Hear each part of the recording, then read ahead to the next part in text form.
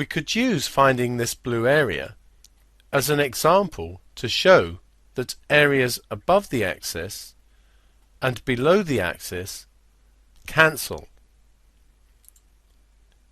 If we tried to find this area by doing the integral from x equals minus 2 to x equals 2 of y dx, which would be the integral from minus 2 to 2 of x cubed dx,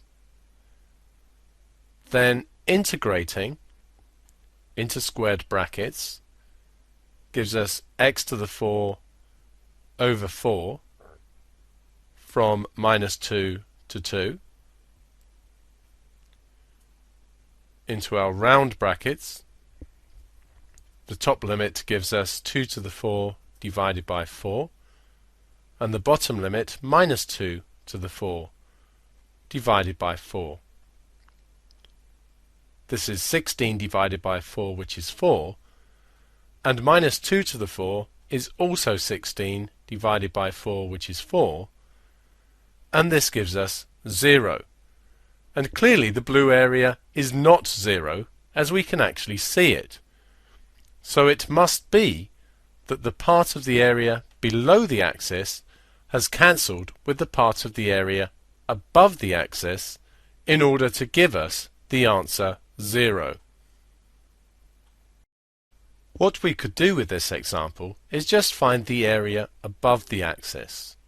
We can do this by doing the integral from x equals 0 to x equals 2 of y dx, which will be the integral from 0 to 2 of x cubed dx.